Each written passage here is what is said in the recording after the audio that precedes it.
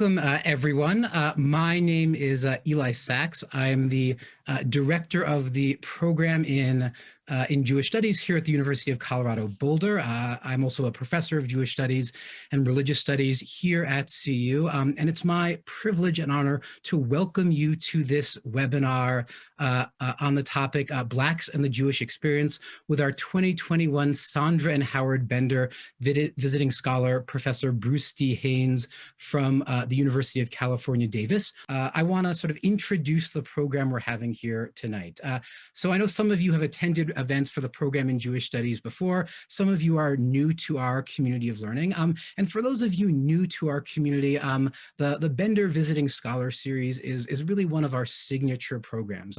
It's an opportunity to welcome into our community year after year someone who's sort of rethinking and reshaping the field of Jewish studies. This series honors the lives of Howard and Sondra Bender, who are the devoted parents of 4 children and 11 grandchildren, including CU graduate Eileen Greenberg and grandchildren CU graduates Joshua, Rachel, and Daniel. Howard and Sondra Bender served on many boards. They held many leadership positions in a wide array of not-for-profit organizations. And they were really sort of extraordinary builders of Jewish life, of education, of family and community. And we're so very grateful to the Bender Foundation and the Bender family for their generous support of the program in Jewish Studies, and especially to Eileen and Rich Greenberg, who I believe are here with us here tonight. It's really a privilege to be able to join with you to build this community, to support our students, and really to sort of reimagine what it means to be a Jewish Studies program at a public university in the 21st century. I also want to thank 2 other partners for tonight. Tonight's program is co-sponsored by the CU Boulder Department of Ethnic Studies and the CU Boulder Center for Humanities and the Arts. I just want to say that it's a tremendous honor to count both of you as partners, to learn with you and from you, and to sort of join together to help move us toward the kind of campus, the kind of academy, and really the kind of world that we so desperately need. So in a moment, I want to introduce you to Professor Haynes, the 2021 Bender Scholar, who will guide us on our journey tonight. But first, let me say a word on that journey itself, sort of about what this program will look like. So we see this webinar as a space for conversation. And this is going to take 3 forms. So first, after Professor Haynes presents for sort of about 25 to 30 minutes, he and I will be in conversation with one another for another 10 to 15 minutes. Second, after that, we want to open things up for a genuine conversation, not just between me and Professor Haynes, but also between all of you and Professor Haynes. And you can do that via the Q&A function on your screen. You should see somewhere on your screen a button that says Q&A, and if you click on that, you can write in a question, and it will be visible to me, and I'll try to share it with Professor Haynes and the group, and he'll respond. And you don't need to wait to the end of the program to do that. You can start adding those questions as they occur to you during the presentation. And finally, we want this to be an opportunity not just for a conversation between me and Professor Haynes, and not just for a conversation between you and Professor Haynes, but also for conversations between you and your fellow participants. So if you kind of click on the chat function right now, you can write a comment to the group as a whole. Just make sure that you're addressing it to all panelists and attendees so that it gets to everyone. During the program itself, your comments will be visible only to me and to Professor Haynes. But right now, if you click on the chat function and set it to address all panelists and attendees, your comments will be visible to everyone. And so as I introduce our speaker, I encourage you to write a greeting to the group, to say who you are, where you're from, and why you decided to participate tonight. We are a community of learning, and community is built through connections. And we'll open up the chat function again at the end. So in a moment, I will introduce Professor Haynes. But before doing that, I sort of want to sound a different note for a moment. It sort of feels impossible to hold this conversation tonight without acknowledging that it's taking place against the backdrop of ongoing violence animated by racism, white supremacy, and misogyny. Kind of reflected most appallingly in recent days in the horrific killings of individuals of Asian descent in Georgia. My colleague, Professor Jennifer Ho, director of one of our co-sponsors, the Center for Humanities and the Arts, has written powerfully about this on CNN. In a moment, I'll put the link in the chat. And I want to say that we stand in solidarity tonight in the face of the violence, the racism, the white supremacy, and the misogyny that continue to plague our world. Okay, so none of you is here for me, so let me now introduce our 2021 Sondra and Howard Bender Scholar, Bruce D. Haynes from the University of California, Davis. Professor Haynes was born in Harlem, New York. After receiving his BA in sociology from Manhattanville College, he conducted applied research under the sociologist Jay Shulman. He selected juries for trials throughout New York State. Professor Haynes then went on to earn his doctorate in sociology from the City University of New York in 1995. And in that same year, he was appointed assistant professor of sociology and African American studies at Yale University. In 2001, he joined the faculty at University of California, Davis, where he now serves as professor of sociology. And he's also a senior fellow in the Urban Ethnography Project at Yale University. He's the author of numerous books and articles. His most recent book is the wonderful The Soul of Judaism, Jews of African Descent in America. It was published by NYU Press in 2018. It won the 2019 Albert J. Raboteau Book Prize for the best book in Africana religions. And on that note, let me please invite you to join me in welcoming our Bender Scholar, Professor Bruce D. Haynes. Thank you so much for that warm introduction and warm welcome. It's really a pleasure to be here with you this evening. It's really an honor, a special honor for me to have been selected to be the Bender Scholar for you this year. I put my heart and soul into this project. It took me 20 years, and little did I think that I would break new ground. And I'm so pleased with the reception of the book and the reception of my work. I can't tell you. So before I begin, first I wanted to mention who we're listening to. That amazing voice we're listening to was Joshua Nelson.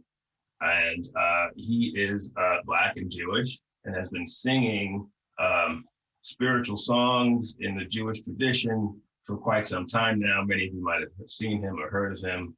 And I thought he would give us a nice character to begin our conversation. And this is a conversation I want to emphasize. I want to emphasize not only this a conversation, I'm sorry, I'm just working to see, there we go. Not only is this a conversation, but I like to think of this as beginning a very important conversation. And although I'd like to think I have written a very comprehensive book, I also feel that I'm really just scratching the surface. This is not completely representative of all the voices of Jews of African descent, only the voices who I got to speak with. And so for me, this is a beginning, but an important beginning. Also, I wanted to comment on what's been taking place. These issues, as we see here, the two issues that have been constant and cancerous in Western civilization has been racism and anti-Semitism. And at times the two have merged into one. And when we look at the history of Jews in the West, we really see the merging of Blackness and anti-Semitism in the way Jews have been represented over time. And of course, this racism and anti-Semitism, as it relates to white supremacy, has also impacted not just Jews and Blacks, but also Asians and Mexican Americans and many other Americans. And so it seems really appropriate to be having this conversation now about the growing diversity within the Jewish community. And I'm actually very proud to have, to be part of this conversation, to be quite frank. The last thing I want to mention before I really get started is something I mentioned in yesterday evening's seminar, which was that The Soul of Judaism was not my chosen title for the book.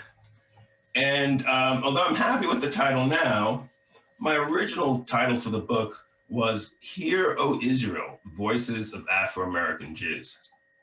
But interestingly enough, NYU Press felt that although Jews might understand the alliteration I was using, many African Americans would not, and they'd be unable to sell the book to Black Studies programs and Afro-Am programs, and so they wanted to have race in the title. So this was our compromise title, The Soul of Judaism. So now that relationship between Blacks and Jews, I placed my conversation of Black Jews within the history of that relationship. And that's a relationship that's been characterized in many different ways. Some have called it special. It's been called bittersweet. It's been called a grand alliance, the Civil Rights Alliance. It's also been called a peculiar entanglement. And indeed, the framing of Black-Jewish relations in this way tends to leave out the voices of people who can speak to both communities, and that's the voices of Jews of African descent. So as we begin, we start with the question, who is a Jew? And it seems that many scholars consider that a Jew is a person who considers himself or herself to be Jewish, but is also considered to be Jewish by relevant others. And since Judaism is a communal religion and requires a collectivity, consequently, it's not enough simply to consider oneself a Jew. One must be also considered Jewish by other relevant Jews. You must be part of a minyan. And yet determining who is the relevant others can be a thorny question when the race of people of African descent is so negatively stigmatized. In fact, how other Jews accept you can have a strong impact in how you relate to your Jewishness. So we ask the question, is Jewish being ethnic? Is it religious? Is it national? Is it racial? Can Jews be Black? Can Blacks be Jews? And what are the assumptions we have if we assume that Jews and Blacks are mutually exclusive groups? And of course, the answer to all these questions really depends on who you ask. Black Jews themselves provide many very interesting answers. So defining who is Black, just like defining who is Jewish, is actually a social, not a biological question. Though many Jews do believe that the race of Jews and the race of Blacks are self-evident. But in fact, societies make rules for determining group membership. And so the questions that guided my research were really questions around questions of race. And so as a sociologist who studies race, I wasn't approaching this topic from the question of religion or Jewish studies or Judaic studies. I was really coming at it from a scholar of race and asking the question about how does race operate within the identity constructions of people who are holding both Black and Jewish identities in America. And if people are talking, as they were back in the 1990s, that these groups are completely separate, how is it possible for people to negotiate to be part of groups that people in society consider to be mutually exclusive? Now, my research methods, though I'm a sociologist, I have to say I've always existed on the borders of sociology. I'm very interested in information that comes outside of what traditional sociology recognizes as data, so to speak. And so this is an interesting approach. I use a macro level historical analysis while I also do micro level oral histories. So I'm really trying to look at the big picture, the big scope of history and sort of the organization of society, while I'm trying to situate the voices of these individuals within that history. So I conducted field research. I call it a retrospective ethnography because many of my interviews were done in the late 1990s and early 2000s. And as you see, the book just came out. And so I was talking a lot about what was taking place in the 10 or 15 years ago with the emerging identities that were taking place on the internet. I did participant observation, I did field research with religious institutions, in cultural institutions. I collected oral histories of self-identified Black Jews. And I went to New York, I went to Chicago, I was in Los Angeles, I was in San Francisco. At the time I was based on the East Coast. So I came west and did some research here. And of course, I hit those cities, Chicago, Los Angeles, New York, in large part because those are the largest cities where Blacks and Jews have come into contact with one another. And as a result, those are the places that tend to have a large number of Jews of African descent. So I conducted in-depth interviews from 1998 until 2003, and took this very interdisciplinary approach to both data and history. And so you might say, I use the analogy of a knitted sweater. When you pull the piece of knit and you keep going and it just unravels and you just keep following where until it ends. And you could say that's how I approached this project. It was pulling on that string and keep following until I could go no further, so to speak. The key thing that I want to emphasize today is that Jews of color are indeed growing. And so I have a temporal anchor for my project. It's the late 1990s and early 2000s.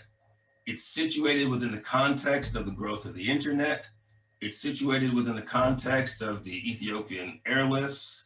It's situated within the context of the growth of the multiracial identity movement that was taking place in the mid-1990s. So all of these things were converging together as I began to explore Jewish identity online. Now, there are a number of reasons that this became important. The social networks themselves online became important as I was able to use the social networks to meet other Jews of color.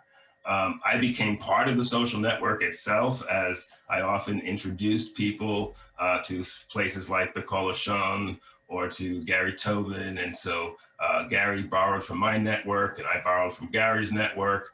And so we were in fact contributing to constructing a new associations that were emerging, new associations like the multiracial Jewish network in Sacramento, for example. And so what we're talking about taking place, though all of these changes were taking place, we're talking about new and not so new Jews as well. So for instance, we're talking about the immigration of Jewish populations from the global South that were coming into the US, people coming, say, places like Yemen or Morocco or Iraq. There's the cross-culture and cross-racial adoption practices that were taking place, particularly out here on the West Coast. You saw many Jewish families adopting African-American children and raising them within a Jewish context. We saw growth in multiracial Jewish children as a result of interracial marriage. But we also saw the formal conversion among Afro-Americans. Probably the single thing that tends to stand out when I give talks about my work, because people tend to don't think of Judaism as a religion where people convert. And especially when it comes to people of African heritage, this seems like a rather new thing. But I assure you that my data has shown that over the past 20 to 30 years, the numbers have been slowly growing. And in addition to those people who have formally converted to Judaism, and I mean both Reform, Reconstruction, and Orthodoxy, and everything in between, we also have Afro-American heritage Jews who identify as Hebrews, as Israelites, or as Ethiopians. And some of them are drawing their identities as Jews through their connections in the Caribbean. And so that also includes Jews of Caribbean descent who have also made claims to their Jewish ancestry. So we have a number of populations that have grown. And the question often is asked to me, well, how many Jews of African descent are there?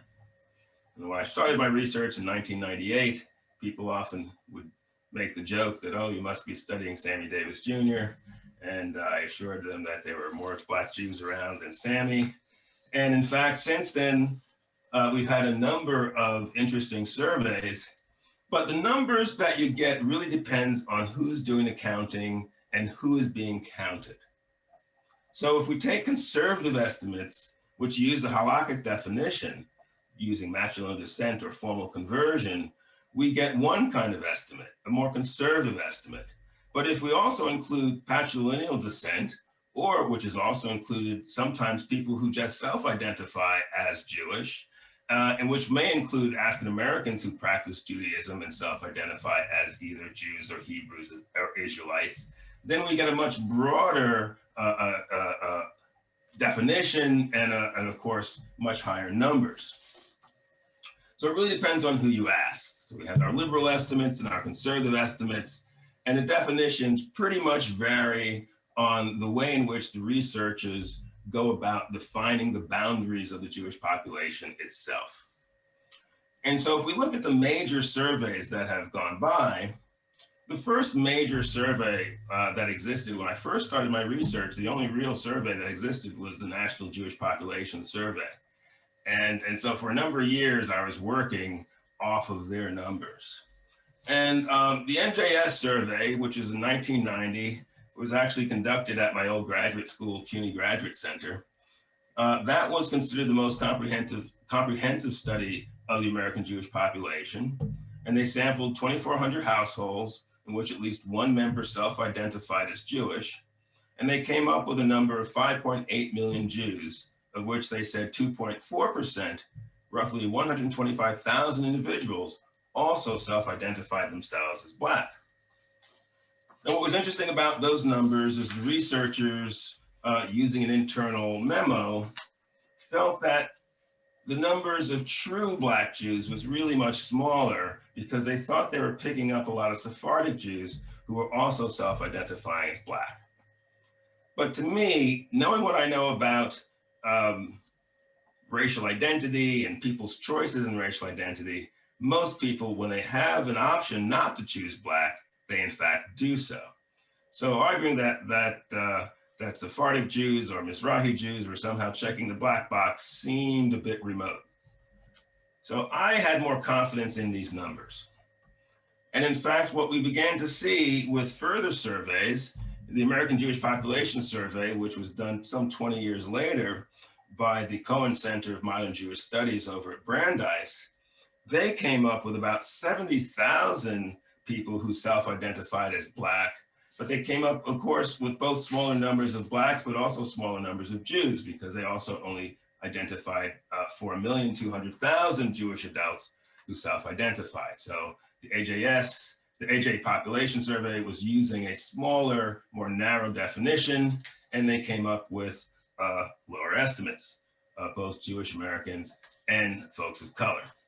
But still 1.6%, 6.6%, 2%, we're still in the same neighborhood statistically. And so the numbers are not varying as much as you might think, given the fact that we have two vastly different surveys taken 20 years apart. Lastly, the most recent survey was done by the Pew Research Center in 2013.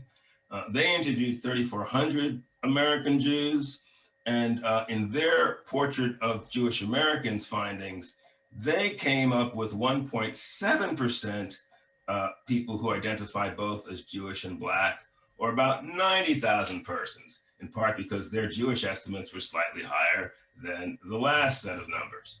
And so they're all in this range, 1.7, 1.9, 2%. And so there is a certain consistency in the survey estimates. Now, if you ask Jews of African descent, we tend to get higher numbers. I've seen numbers quoted as high as 1.2 million Jews of African descent. I've seen estimates from 200,000. And so most of the people who give estimates actually don't have any data. These are not estimates that come from the survey researchers. These are usually estimates that come from people with different interests in the Black Jewish population. And so I don't take these estimates too seriously. And I do think that the survey data shows such consistency that it is probably a good estimate of the actual number. So somewhere between 70 and maybe 200,000 would be my guess, in terms of how many Jews of African descent actually exist.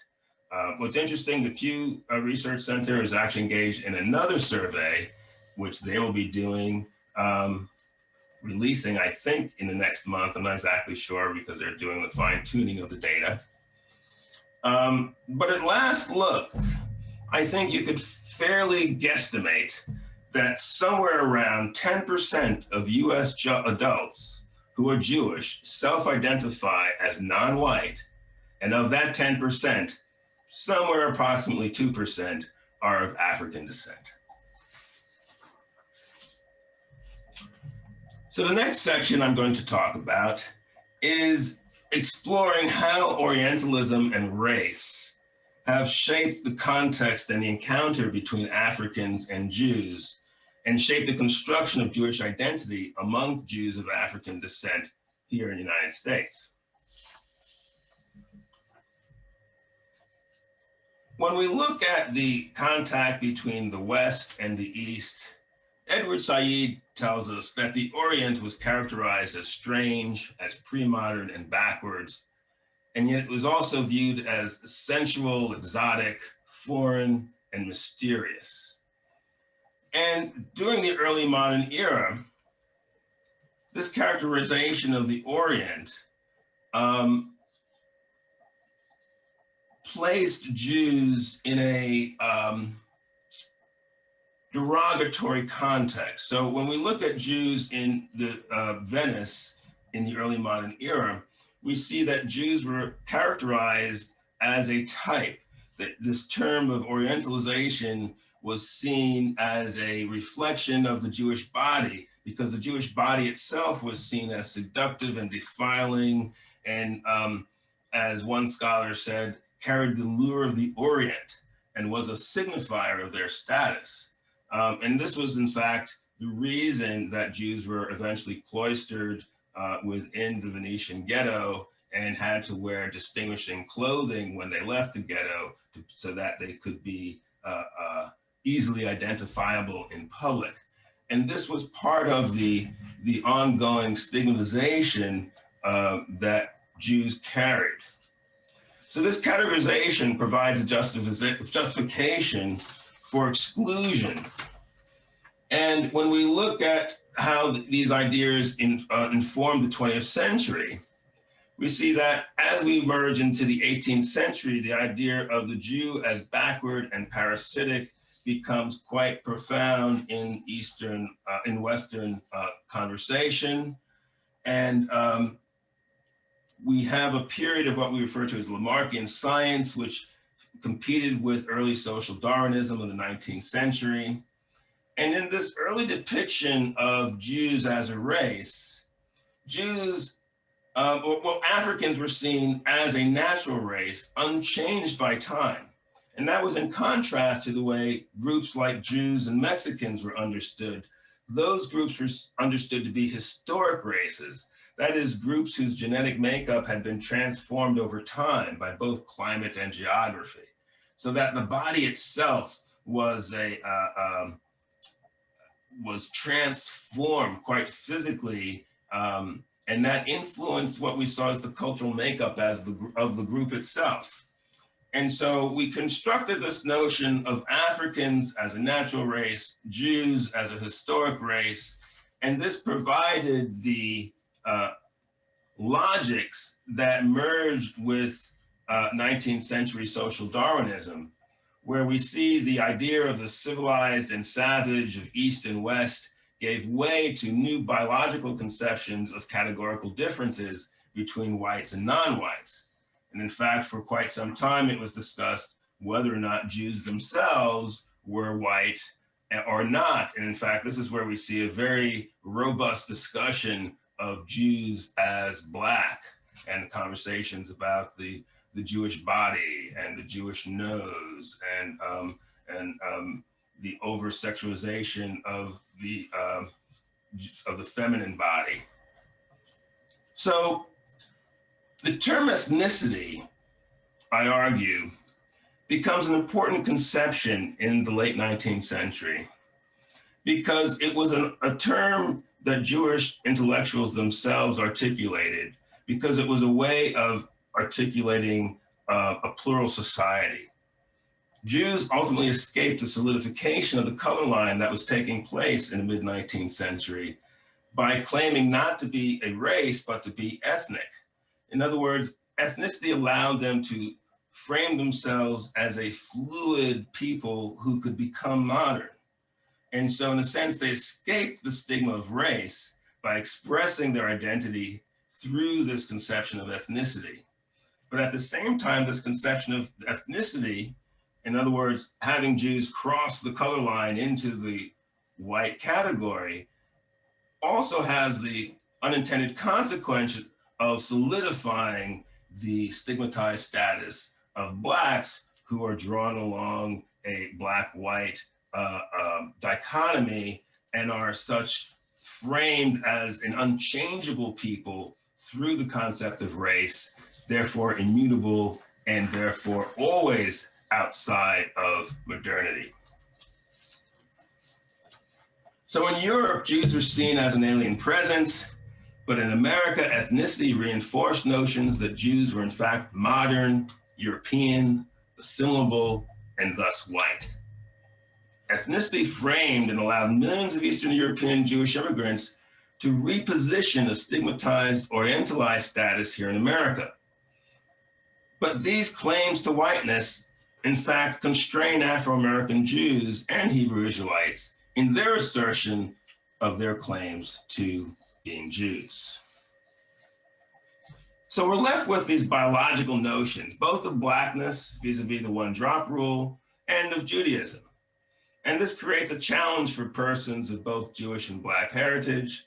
So the one-drop rule, which asserts that if anyone with any African ancestry is in fact Black, is juxtaposed against biological notions of Judaism that makes conversion to Judaism fundamentally different from conversion to faith-based communities like Christianity and Islam. And it raises fundamental questions concerning the legitimacy of Jews of color if our notions of biology also includes ideas about race. We also have the questions about the dominant notions of Jewish culture that's shaped by a very Eurocentric focus on culture. So Yiddishkeit, a Jewish way of life based in a somewhat romanticized Eastern European shtetl ideal, as well as the Holocaust, have become two major cornerstones of American Jewish identity. In fact, some Jewish scholars have gone so far to say that Yiddishkeit is in fact Jewishness. But given this framework, Black Jews, in fact, any Jews who have non-European culture, become a contradiction in terms, and they struggle to be recognized in a world that presumes that Jews are white and European. So in my interviews, I have a number of biracial Black converts to Judaism, Hebrew Israelites, and they all expressed feelings of alienation from their Ashkenazi brethren. So my first quote is from Rabbi Capers Finney.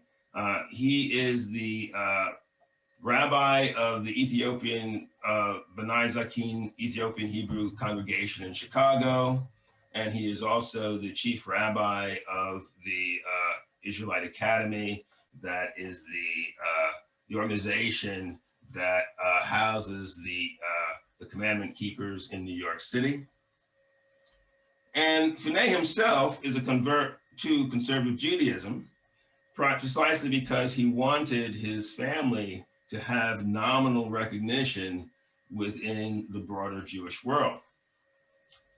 So in our interview, he said to me, well, people say, we just don't know about how you Blacks, where do you come from? And how can they directly prove that?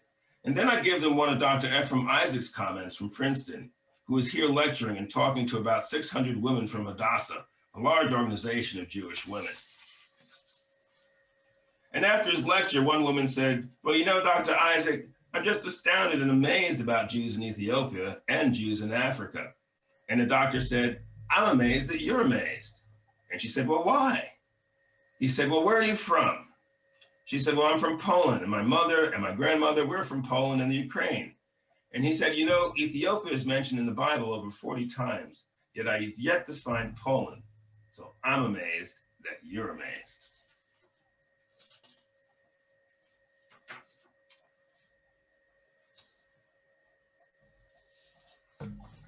Jews of African descent also share a double minority status. They tend to embody two dichotomous categories. One, this ethnic category seen as fluid, this other, a race category seen as frozen and unchangeable. And so they often take on a double minority status. Many who have biracial ancestry, for instance, can choose to be white or Christian in terms of their identity. But many, in fact, very few choose opting for those identities. Almost everyone who I encountered shows the minority, double minority status of being Black and Jewish, or mixed race and Jewish, or biracial and Jewish. And as some of my folks said, they weren't 50-50, they were 200%, i.e. 100% of both communities. The next section I'd like to talk a little bit about is Judaism as a Black religion. If we look at the story of the Bible and the Exodus of the Jews, this biblical story of the Exodus from Egypt serves as an archetype of nationhood in the Western imagination. And over the centuries, varied groups such as the Celts, the Sami, the Finns, the Inuit, the Maya, Berbers, the Igbo, Zulu, folks in Nigeria, and even Native Americans have traced their origins to one of the lost tribes. Sociologist Stanford Lyman has conducted a sociological interpretation of what he calls the mytho-historical legend of the lost tribes. And he concludes that since 721 BCE, when Assyria overtook the northern kingdom of Israel, every aspect of the history and the very existence of the 10 tribes of Israel has been fraught with existential controversy and epistemological conundrums. So while much attention has been given to the Beta Israel of Ethiopia, who have been officially recognized as the lost tribe of Dan, there is in fact greater biological merit to the claim of the Lemba, a Southern African group that has been found to carry with the same frequency as European genes, the signature haplotype, or a combination of genetic markers that have been identified as identifying the ancient Kohanim. So beginning in the late 1990s, in fact, some Lemba formally converted to conservative rabbinic Judaism as their way of establishing legitimacy within the global Jewish community. Meanwhile, other groups such as the Abiyudea of Uganda, who do not claim to be descended from the ancient Israelites, they too have undergone formal conversion to conservative Judaism. Now, the precedent of the Beta Israel emboldens some sub-Saharan African groups who themselves self-identify as Jewish to also seek official recognition. So there is an estimated 30,000 Igbo in southern Nigeria who now trace their lineage to the ancient Israelites, citing such practices as male circumcision on the 8th day, the separation of women during their menstrual cycles, the blowing of the ram's horn, and a mourning period that closely resembles the Jewish Shiva. Now, some have formally converted for recognition within the broader Jewish community, while others have resisted, believing that to do so would in fact undermine their claims that they are in fact already Jewish. There have also been the emergence of indigenous Black Jewish groups here in the United States. Between 1919 and 1930, at least 8 different factions laid claim to Judaism. Some claimed direct lineage to Ethiopia, while others were more indirect and claimed their roots through the Caribbean. Many of these folks were in fact West Indians who had ties to Marcus Garvey, the young Jamaican radical who advocated for a kind of Black imperialism. And in fact, one of the members of his group, a gentleman by the name of Arnold Josiah Ford, a Barbadian Freemason and Garveyite, traced his ancestry back to the ancient Israelites and in fact served as a rabbi for Congregation Beth B'nai Abraham in Harlem. And I'm going to show you a picture of them a little bit later for another point. But Beth B'nai Abraham in Harlem, this small kind of storefront synagogue, was attracting new Afro-Caribbean immigrants in the 1920s who were flocking to New York.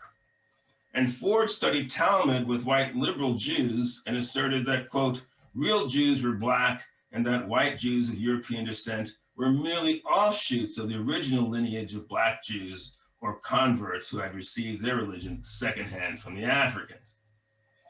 Now, Ford himself was influenced by the Ethiopian movement that was taking place in the late 19th century in Christianity, and that was very popular during that period, and advocated for the establishment of a homeland for Black Jews in Ethiopia. And in fact, he encouraged Marcus Garvey to make Judaism the official language of the movement, of which Garvey was not interested in doing. But keep in mind that one key element unifying Black Jews and Black Muslims of this era was that both used theology as a political tool to create community. And they also both used it to challenge racist representations of Black people that dominated American culture. So we're left with a variety of Hebrew Israelite groups throughout the United States. And so the term Black Jew has been invoked by religiously observant congregations like Temple Beth El in Philadelphia, or the Commandment Keepers in Harlem, or Beth Shalom B'nai Zakin, Ethiopian Hebrew congregation of Mr. Finez in Chicago, as well as Christian Israelite congregations like the Church of God and Saints in Christ, as well as Islamic Judaic groups like the Nubian Islamic Hebrews, as well as groups like the original African Hebrew Israelite Nation of Jerusalem, as well as Black supremacist groups like the Nation of Yahweh, and another one called the Israelite School of Universal Practical Knowledge, which was very active in New York City and in Chicago. And so the terms themselves can be very misleading. To know that someone is an Israelite doesn't tell you much more than knowing that someone is a Jew or knowing that someone is Christian. It all depends. The devil's in the details of what do we mean by a Christian, a Jew, or an Israelite. And so we often cannot tell until we look closer beyond the labels to understand where people might be coming from. Now, Black Jews, and particularly the Israelite and Hebrew use of biblical exegesis as a rhetorical strategy to challenge dominant paradigms that places themselves within this story of exile and return, of bondage and deliverance and redemption, and links Black people to the Hebrew Bible is it's important to understand why they do this, because they're using counter narratives. They're using religion as a way to assert a counter hegemonic racial project. And so that takes me to the question of racial projects. And I use Omin Wanan's framework of racial formation, their sort of groundbreaking, now seminal book on how race emerges and has a political dynamic with the state. And they talk about racial projects as creating meanings that are attached to race that shape the distribution of social resources in accordance with those meanings. In other words, we use race to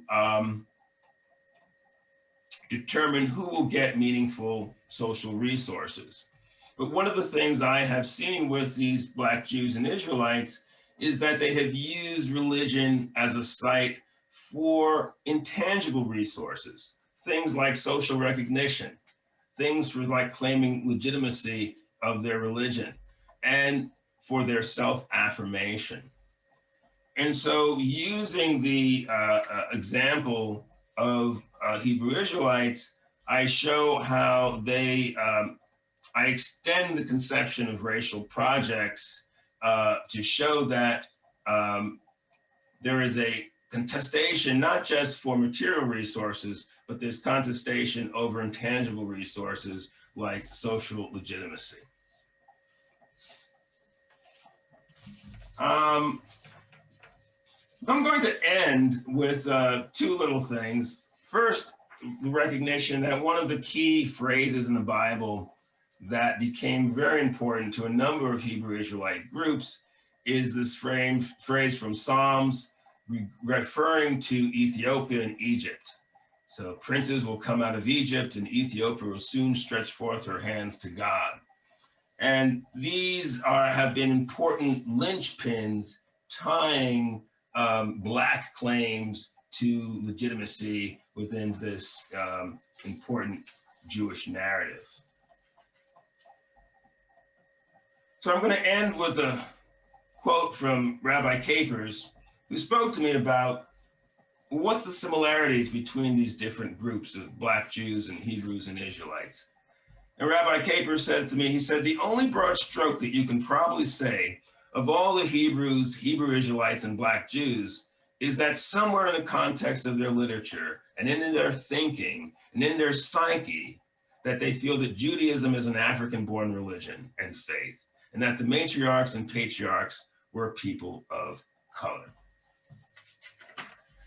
So I will end by giving a small anecdote about a gentleman who I interviewed in Brooklyn, an Orthodox gentleman of both Yemenite and Ethiopian extraction. So both sides of his family were Jewish. And I was in his house in the basement with two Ashkenazi women who worked for him. They were sitting at their desk and I was with him at his desk. And he looked up and to see what the women were doing, and he leaned over to me and brought me closer and whispered to me that Adam was Black. Now I found that a very interesting story or statement, because he also told me that every time he left his Jewish community, which he had done on 3 different occasions, that every time he joined a new Jewish community, he had to go through a formal ritual conversion, which he had done on 3 different occasions. And this was despite the fact that his ancestry was Jewish, both on the patrilineal and matrilineal side. And so one of the things, this was an early interview I did, in fact, and it really stuck out in my mind and made me wonder about the role of race and why it seemed to always come up. It didn't matter whether I was talking to Hebrew Israelites, whether I was talking to people who were Reformed, whether I was talking to people who were born Jewish, converted Jewish, it didn't matter. For everyone of color, race came to matter. I think that's where I'll end. Thank you so much for listening, and I am looking forward to your questions and comments. So first of all, thank you, Professor Haynes, for that incredibly rich and challenging and provocative presentation, and for sort of bringing to the fore both the sort of diverse voices that you highlighted and the kind of thinking behind your project, the kind of practice and vision of ethnography and sociology that animates your work. It really, I think, was sort of an incredible privilege to sort of get a glimpse into how that works and the kind of voices that can emerge from that.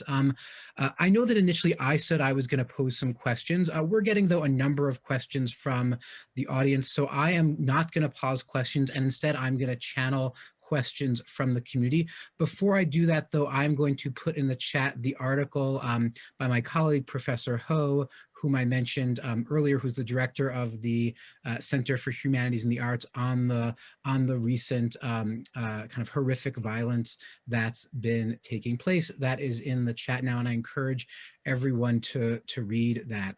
So we are getting a number of different questions, and maybe I sort of want to begin with a question we're getting from the audience about kind of communal structure, and then I'll move to some questions about geography, methodology, and history. First question is a question about not just the sort of broad contours of Jews of African descent, but about the sort of role of Black Jews in American Jewish life. What kind of role do Black Jews play in kind of leadership of Jewish organizations? One question we're getting is sort of how common are Black rabbis? Can you say something, Professor Haynes, about sort of the role of Black Jews in kind of the leadership of contemporary American Jewish life? Well, it's interesting. One of the privileges I had by doing this project was getting a chance to sort of see the changes taking place on the ground. So, for example, I came into contact with a woman by the name of April Baskin, probably around 2001 or so.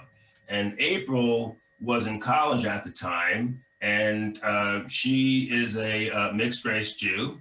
And she went from college and writing, in fact, she wrote her senior essay about Jews of color, and then proceeded to go into the Federation and becoming groomed for leadership role within the Jewish community. And when she emerged from that, she was appointed as the first head of hospitality, I believe it's called, for the Reform movement. And that's not just about Jews of color, that's about dealing with diversity in its many forms as it emerges within Jewish context. So that means mixed families, Jews of color, gay and lesbian Jews. So she was talking about Jewish diversity writ large, but she was certainly a Jew of color who was groomed within the academy, so to speak. And there are others, Avila McCoy, and that's the first generation. Those women are probably in their 40s now. But now there's a younger generation that's also being groomed that I see coming up. And so we see rabbis coming out of the Reform movement. There are a couple of new rabbis. There are a couple of, there's a new rabbi who just came out of Reconstruction, a woman, I forget her name. She was just ordained, though, probably a few months ago. And so I would say the numbers are slowly growing. Thank you. So I actually want to sort of pick up on precisely this question of sort of kind of internal communal dynamics and diversity. One question we just got from the audience, from a member of the audience who identifies as a Black Jew, is that they're experiencing that many of their fellow Jews of color are not willing to engage in conversation or acceptance of Hebrew Israelites and really sort of holding a hard line at rabbinical Judaism. And I was wondering if you could say a little bit more about this identity, Hebrew Israelites, and about the sort of debates and conversations surrounding the relationship between sort of Hebrew Israelites on the one hand and kind of rabbinical Judaism on the other. Well, I think I'm going to refer to Janice Bernheim. Janice Bernheim has this great book, Stepping into Zion. And it's a book about Hatzat Harishon, which was an organization created in the late 1960s and early 70s. And it was really the first attempt to bridge the Hebrew Israelite community and mainstream Jewish organizations. And as I saw just put in the chat box, the Bend the Arc has a national leadership program that I've actually recently heard about. And so I think we're going to see more and more and more of a rekindling of the conversation that maybe had gone dormant during the 1980s and 90s. But you have challenges because the Ethiopian Hebrew congregation, say in New York, they have their own sets of tradition, and I don't know if they any longer seek formal recognition by any of the mainstream Jewish authorities. And so it's an interesting dialogue that happens between these communities. Rabbi Capers is a great example. He is on the Board of Rabbis in Chicago, but he has a unique title. I think it's associate rabbi, and he's there to represent the Israelite community. And so there are places where you have these overlaps, and I think it would probably be with the commandment keepers that I would expect that conversation to kick off with first. Thank you very much. And also, I want to introduce everyone to my colleague who joined us, my daughter Tova, who was absolutely fascinated by tonight's conversation. We have time for a few more questions, so I apologize in advance to those of you whose questions we don't get to. One question or a series of questions that are coming up are about not just sort of diversity among different groups, but sort of geographic diversity. So you talked about your visits to different kinds of cities. Could you talk about the kind of geographic diversity of Jews of color in the United States? What similarities do you see between individuals and communities, let's say in different regions of the United States? What differences do you see? And also, we had one question about sort of Jews of color in Canada, Europe, and South America. What do communities look like outside the United States as well? Well, I certainly cannot speak to what's taking place outside the United States, but I wouldn't be surprised to see similar trends in Canada as that you see here. You know, when you ask me about regional difference, the thing that really comes to mind is density of Jews and Blacks. And really, the three places that come to mind are New York, the Bay Area, and Los Angeles. In terms of activity, I think the Bay Area tends to be a very vibrant place, in part because of institutions like the Kolashon. In terms of, you know, what you have is, it's almost like a Black Jew could appear anywhere, so to speak, in any community. And so there are people who I've met who were the only family within a very small shul within their tiny town. And then I've met people who are in big cities where they're more likely to meet other people. So I think the big difference maybe is really urban versus rural, where I think the people who are in less populated places tend to feel more isolated, whereas Jews who are in more urban places tend to feel are more able to find camaraderie and support.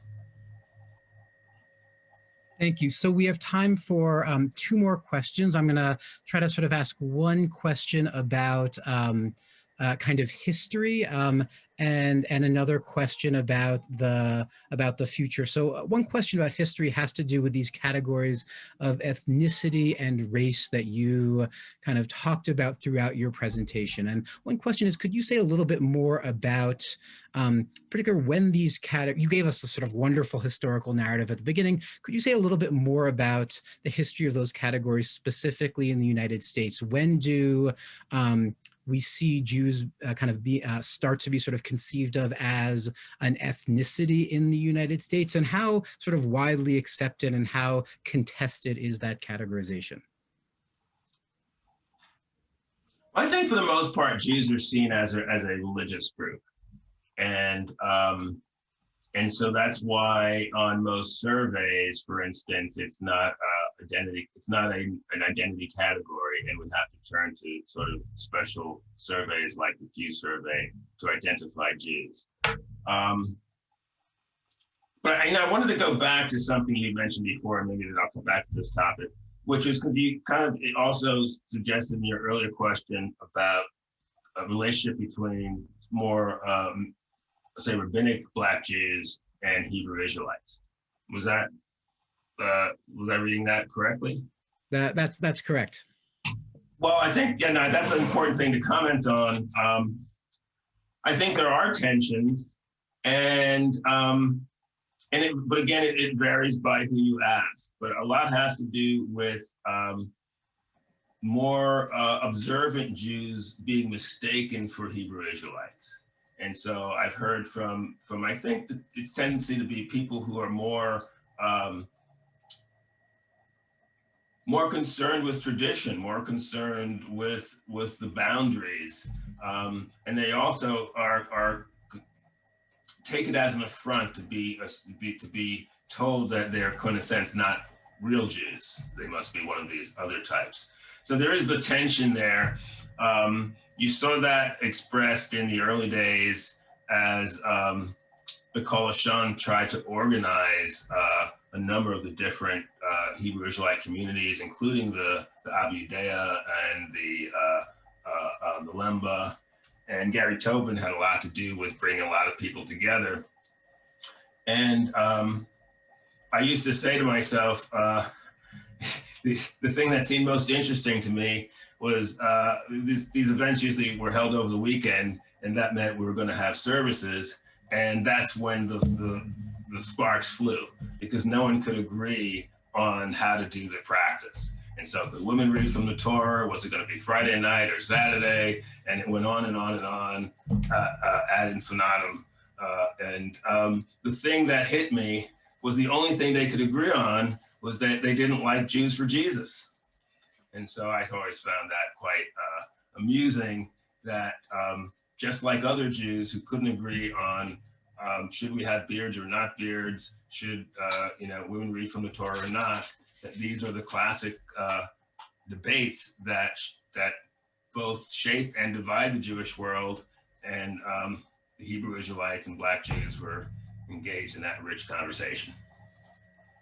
Well, maybe with our final question, I sort of want to pick up on something that sort of just came up. You sort of were just talking about the diversity of individual experiences. And I think really one of the striking things about your presentation is the way in which you sort of move back and forth between these sort of broad pictures of communities and institutions and trends on the one hand, and the voices of individuals on the other. Right? You told the story about when you started the project, people would always ask you, is this just a project about Sammy Davis Jr.? We had another question in the chat about Julius Lester. So I'm wondering if you could say a little bit more about how you see the sort of role of individuals and individual voices in your research. Maybe if you could sort of conclude our conversation by sort of reflecting a little bit about what we can learn from the sort of voices and experiences of individuals, and also what the limits of that kind of perspective might be. Well, first, let me say thank you for all the great questions, but in this one in particular, this question reminds me of Julius Lester, in fact. I was privileged to get to sit down with Julius Lester in his home. And I have to say there was a moment when I was just getting the interview started that I felt he was making a decision of whether or not he was going to trust me or not. And I felt he did, and I got some great interview material from him. And one of the things that really came across to me was the contradiction between, on the one hand, how he wanted to speak to these issues of diversity within the Jewish community, but at the same time, he did not want to become a professional Black Jew. And what I mean by that is he didn't want to become the spokesperson for the community. And I found that a number of people who I approached, particularly those who tended to be visible and overly taxed for their opinions. There was one gentleman who, in particular, when I first started my research, who was quite well known in New York within the Orthodox community, and I approached him, and his standard answer was, look, this is not my job. My job is not to professionally talk about my identity. And I think that's a great challenge for not just Black Jews, but Jews of color, who on the one hand are trying to carve a space for their place within the Jewish community, but at the same time, not wanting to shine a spotlight on that difference, because precisely it's all about being a member of the club, so to speak.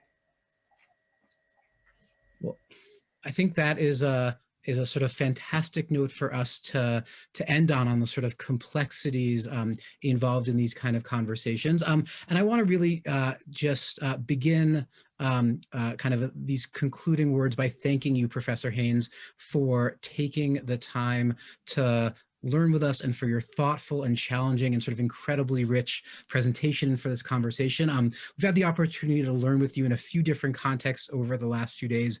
And I'm so very grateful to you for taking the time to kind of help us think as a community. And really my only regret is that we aren't able to do this in person, but I hope that we'll be able to do that at some point soon. I want to offer a few other words of thanks as well.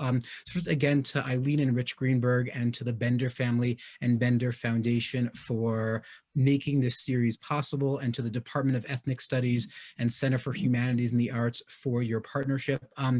Academic life, as I suspect many of you on this Zoom call know, is often solitary, and sort of the generosity, passion, and vision of our partners is really a model for what it means to overcome that isolation, overcome that solitariness, and open up new kinds of conversations, new kinds of connections, and new kinds of collaborations. And finally, I want to thank Dan Shastad, our amazing AV guru, for all that he has done, for helping us work through the tech issues at the beginning of tonight's program, and to my colleagues in the program in Jewish Studies, Linda Park and Liza Williams, for all of the behind the scenes work that has made these programs possible.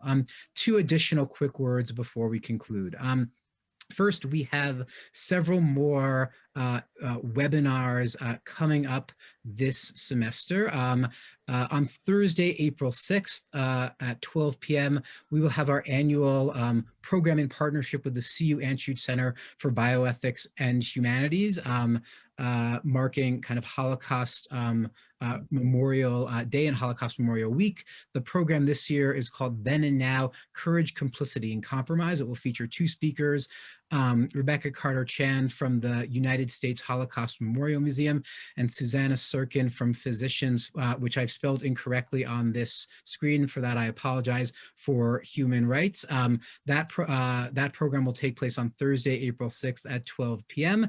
And then on Monday, May 24th, we will resume our Peak to Peak series, our collaboration with civic organizations across Colorado. And my colleague, Professor Rebecca Wortel from the University of Colorado Boulder, will be speaking on the topic Better Widowed Than Married, Converso Women in Early Modern Europe. You have the link for more information at the bottom of the screen. I hope to see many of you there. And then finally, I just want to conclude, I've thanked Professor Haynes, I've thanked all the people who made tonight possible, but really I want to conclude by thanking all of you. We throw around the word community a lot in academic settings, in our program in particular. That's really what we aspire to be. We aspire to be a community of diverse individuals who come together to think, to learn, to grow with one another, really to sort of be intellectually vulnerable with one another. I know that you have many Zoom options these days. I know that so many of us are Zoomed out, and are really honored that you took the time this evening to create this community of learning.